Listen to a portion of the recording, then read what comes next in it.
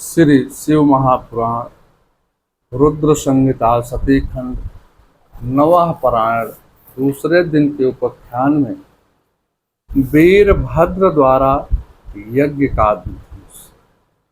जब माता सती दक्ष के यज्ञ कुंड में अपने शरीर का त्याग कर दिया तो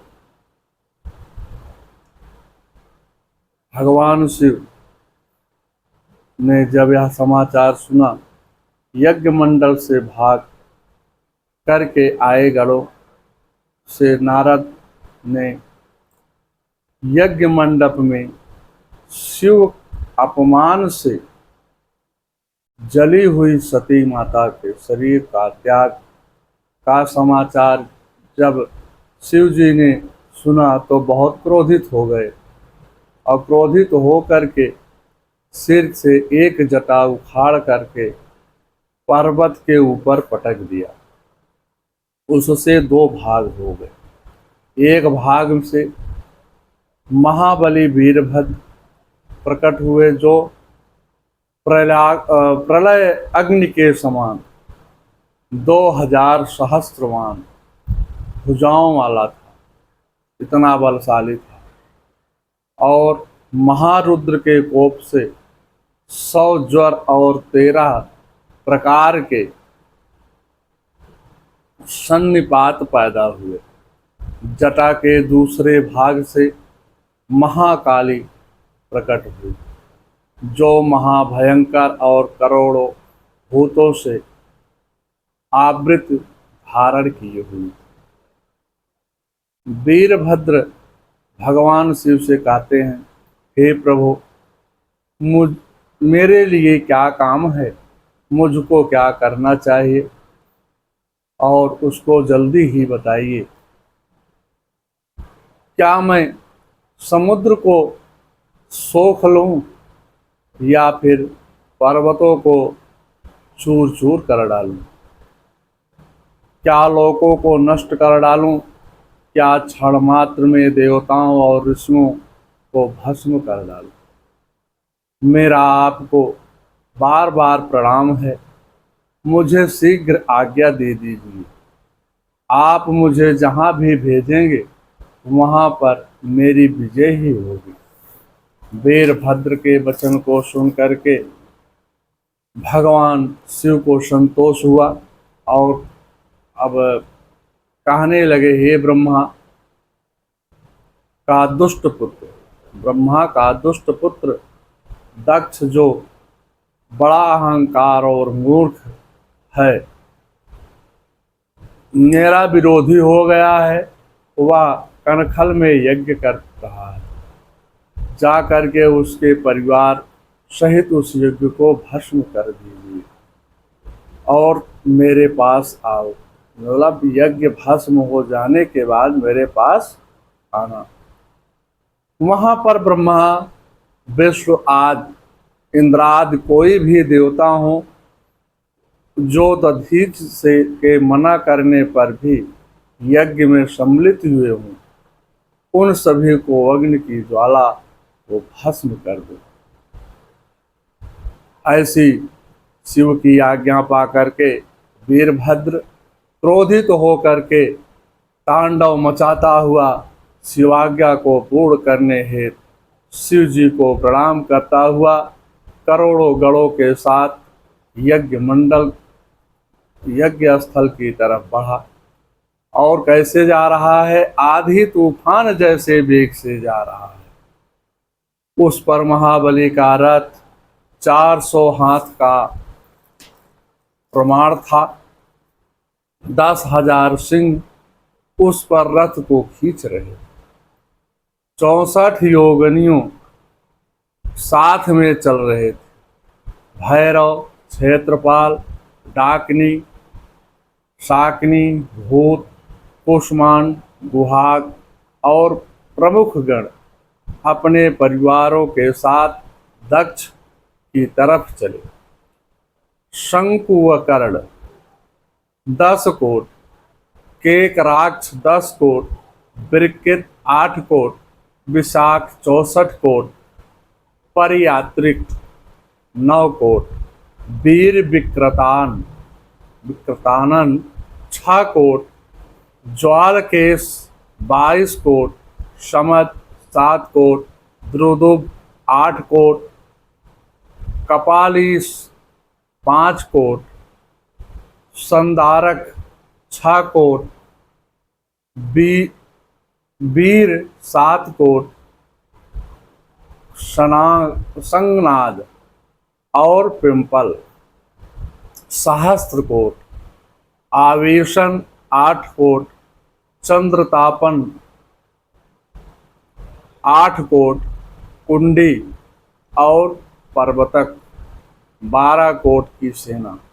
इतनी सेना को साथ में लेकर के सैन्य बल के साथ भयंकर शब्द करते हुए, गर्जन करते हुए दक्ष यज्ञ की तरफ तेजी से बढ़ने लगे। ब्रह्मा जी कहने लगे, उधर दक्ष की बाईं आंख फड़कने लगी। जब कुछ अनिष्ट होना हो तो दाईं आंख फड़कने लगती है, बाएं भुजा फड़कने लगी, अनेक उत्पात दिखाई देने लगे, उल्कापात होने लगा, सैकड़ों गिद्ध दक्ष के सिर पर स्पर्श कर उड़ने लगे, यज्ञ मंडप उड़ने लगा, आकाश से रुधिर वर्षा होने लगी, देवता और ऋषिगण गेंदे के समान उछल उछल कर गिर रहे हैं। जैसे गेंदा नीचे से ऊपर जाता है, ऊपर से फिर नीचे आता है, उसी प्रकार से सारे दक्ष के सैनिक उछल उछल कर गिर रहे हैं। इन सभी उत्पातों को देख करके दक्ष विष्णु के चरणों में नतमस्तक होकर के गिर पड़ा। अगर आदमी अहंकारी हो जाता है और जब उसका अहंकार टूट जाता है तो वह अपने आराध्य देव के चरणों में गिर पड़ता है। वही आज दक्ष को हुआ है, भगवान विष्णु के चरणों में गिर गया। कहता है, हे प्रभु मेरे यज्ञ की रक्षा करो, मेरा मंगलमय हो। भगवान विष्णु कहते हैं, हे दक्ष तूने अधीश्वर भगवान शिव का निरादर किया है। ईश्वर की अवज्ञा करने से कार्य विफल ही नहीं, पग पग पर विपत्ति आ जाती है। जहाँ अपूज्यों का पूजन और पूज्यों का असत्कार होता है, जैसे कोई भी बड़ा कुकर्मी व्यक्ति हो और उसकी जानते हैं उसके डरवश उसके समाज में पूजा करते हैं, और वहीं पर एक नियम और सज्जन पुरुष रहते हैं, उनका निरादर करते हैं, उनसे कई तरह के अपशब्द भी कहते हैं। वही जो इस प्रकार की भावना रखता है वह दरिद्रता, भय और मरणमय होता है, मरण के समान होता है। इस समय तुम्हारी दुर्गत से हमारा किसी का भी प्रभाव नहीं चलेगा, माने तुम्हारी दुर्गत निश्चित ही है। ब्रह्मा जी इस प्रकार से नारद से कहते हैं। उसी समय वहाँ पर पृथ्वी और समुद्रों को में कंपायमान माने बहुत तेज से कंपना होती है। करता हुआ वीरभद्र अपने दल बल के साथ यज्ञ मंडप में आ पहुंच गया। दक्ष भयभीत हो करके भगवान श्री विष्णु के चरणों में गिर करके यज्ञ रक्षा की गुहार लगाने लगा। हे प्रभु, अब मेरी यज्ञ की रक्षा आप ही कर सकते हैं। भगवान विष्णु कहते हैं, हे दक्ष, मैंने भी यज्ञ में आकर के श्रीद्रोही का काम किया है। मैं और मेरा सुदर्शन इस उपद्रव के निवारण में असमर्थ है, इसमें कोई सहायता नहीं कर सकता है आपकी। शिवद्रोही की संसार में कोई भी रक्षा नहीं कर सकता है। उस समय इंद्र विष्णु का उपहास करते हुए अपने ऐरावत पर अग्नि मैढ़े पर, यम महिष पर, नेतृत्व प्रेत पर, वरुण मकर पर, वायु मृग पर और कुबेर पुष्पक पर चढ़कर शिव माया से मोहित हो करके दक्ष की रक्षार्थ युद्ध करने लगे। भयंकर युद्ध होने लगा।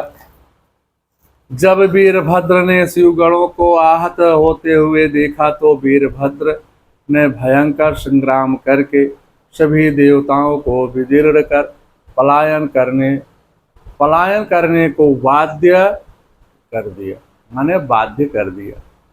इंद्रादि सभी देवता देव गुरु बृहस्पति ने अपनी विजय की याचना करने लगे। देव गुरु कहने लगे, हे दक्ष, विष्णु ने जो कहा था वही हुआ है। हे इंद्र, तुमने लोकपालों सहित यज्ञ में आकर के मूर्खता किया है। तुम वीरभद्र के समक्ष क्या परिक्रमा दिखा सकते हो, पराक्रम क्या दिखा सकते हो। फिर भी इंद्र विष्णु की शरण में गया और हाथ जोड़ करके कहा, यज्ञ की रक्षा की प्रार्थना करने लगा। विष्णु इंद्र की विनती सुन पांच जनसंख्य शब्द का शब्द करते हुए फिर इंद्र की जोड़ी नंदी से अनल का वैष्णो से कोषमांडापत कुबेर से अग्निक से अश्मा वीरभद्र से युद्ध होने लगा। नैनित्य का चंड से, वरुण का वीरभद्र से, वायु का भृंगी से और विष्णु का वीरभद्र से युद्ध होने लगा। महोद्भीषण युद्ध होने लगा। एक बार भगवान विष्णु का या चक्र भी ग्रसित कर लिया, माने उसको भी निगल गया। तो विष्णु ने उसे उगलवा लिया।